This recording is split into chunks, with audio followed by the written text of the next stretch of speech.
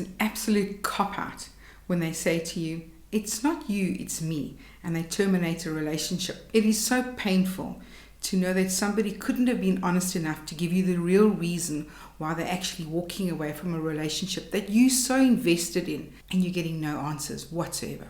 This video is for you. I'll give you a nice framework that helps you understand relationships, understanding the other person, how you behave, and how you interact with others. And the beauty of all of this framework is that you can change. You can move into a situation where you're more fully aware of who you are, the way you are, and how you interact with others, and provide you a wonderful roadmap to become a far better version of you. This is also to provide clarity as to why people don't feel that great connection in relationships and why they walk away. You deserve to know. And here's how attachment styles actually work. What is important is to understand the background around attachment styles. So John Bowlby came up with the whole attachment theory, and it was later refined by Mary Ainsworth, and she described attachment styles. But I'm just going to give you a little bit of a background. Now, if you use the analogy of a duck, when a duck hatches, it follows the first thing that moves, and we call that imprinting. In the same way as the duck uses imprinting, us as human beings, we also get imprinted upon in our formative years. It's absolutely critical that our primary caregiver does certain things. I'm not going to go into detail as to what those things are, but if you'd like to know more about it and the child development psychology, leave your comments below and I'll provide some insight into it. But essentially in those formative years, the primary caregiver has such an important and critical role in our lives. And if they do certain things, it helps us develop secure attachment. Those formative years are so important because they essentially form the blueprint of how we're going to interact and how we're going to relate in our later life. There are 4 attachment styles, and I'm going to run through them very briefly. The first attachment style is the secure attachment style.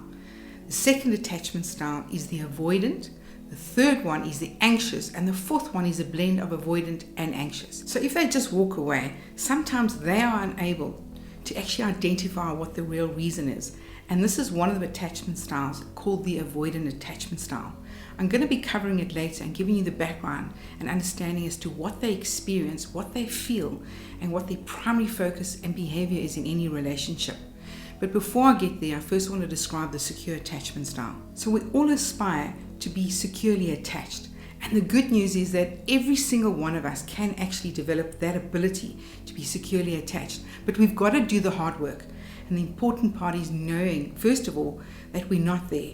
And then we can do the work to become more securely attached and get those meaningful relationships and deep connections that we're really looking for. So the secure attachment style is characterized by having a great sense of trust. They trust within themselves, trust their abilities and capabilities, and then they have comfort with intimate relationships.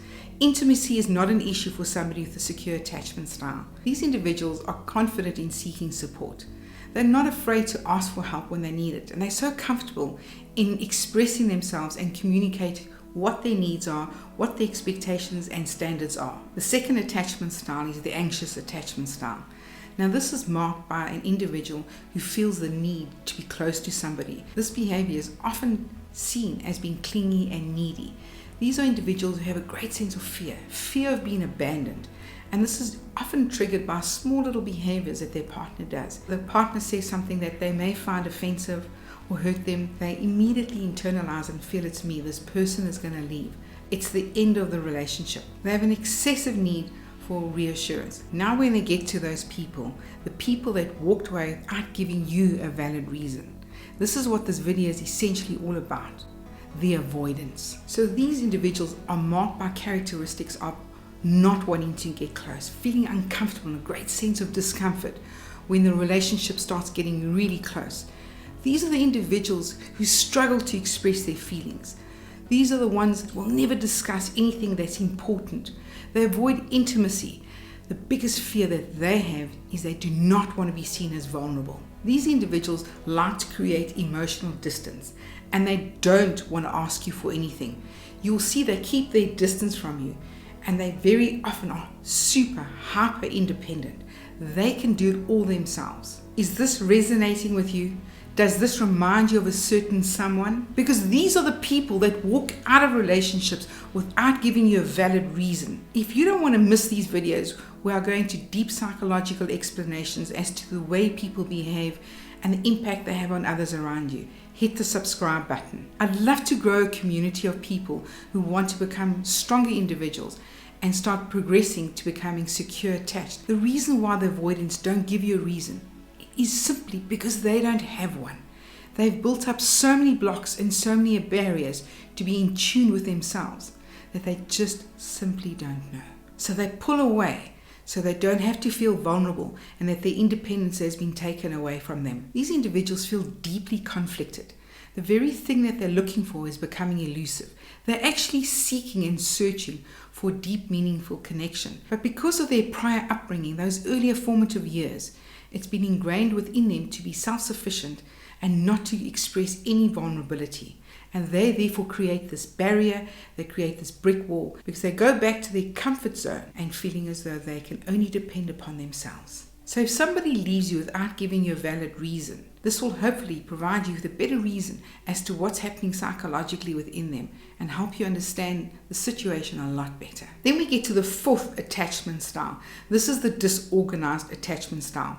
And the disorganized attachment style is just a combination of the anxious person and the avoidant in one. It's a blend of both those characteristics. However, these people become totally unpredictable, and it's almost as though you're continuously walking around them, walking on eggshells. And because they're so unpredictable, you then go into your bubble and you start putting up your defense mechanisms, your walls, so that you can cope better with it. And it makes you freeze, it makes you uncertain as to how to react, how to behave, because you don't know what's going to throw them. If you understand how you behave, how you interact with others, it's going to give you some sort of a framework, almost like a mirror that you can observe the behaviors. You have no control over what they do, how they behave, what they say. The only control you have is within yourself. And this then empowers you. It gives you the power to take back control and take ownership of the way you're going to interact, the way you're going to behave, and the way you're going to relate to those around you. So I'm going to give you one key today that's going to help you never be in a situation again where they just leave without any reason. And this key is open, honest, skillful communication. And these 3 steps will help you develop communication. You need to know what it is that you need from a relationship and learn to express it and articulate it. Men speak from what they mean. Women usually speak from the way they feel. If you can now combine those two and mean and express what you feel in a skillful way, that's how true communication is going to land and be so powerful. Number 2 is by communicating. Just speak. Do not fear the outcome, because we're so fearful of what the outcome was. But the more you practice, the more you start articulating and expressing your needs, the more skillful you'll become. And whatever the outcome is going to be meant for you. The third point is not to be defensive or reactive. Bear in mind, when you're trying to express your needs, sometimes it may not be comfortable. It may not be what they want to hear. And people who are very manipulative will try to take you off course. And they'll try and bend it into their own situation, saying, well, when did you do this for me? And turn it on its head. And we too often become reactive. And we go down the rabbit hole and start agreeing with them and focusing on their needs. And then we end up apologizing and not getting what we need. So if they start doing this, stop them and say to them, I'd like to go through what I'm experiencing, discuss how I'm feeling. I respect that you have a feeling. I respect you have a different opinion. We will discuss it. But please, let's focus right now on discussing what I have brought to the table. You are allowed to speak about your problems. Those 3 tips will help you foster better communication and help you understand people better and help you enhance your relationships. If you've enjoyed this video, hit the thumbs up. And if you have any thoughts or specific things you want me to discuss, put it in the comments below. I respond to every single comment and would love to have a conversation with you. Don't forget to subscribe to see my next video. Thanks so much for watching to this point. I hope to catch you on the next one.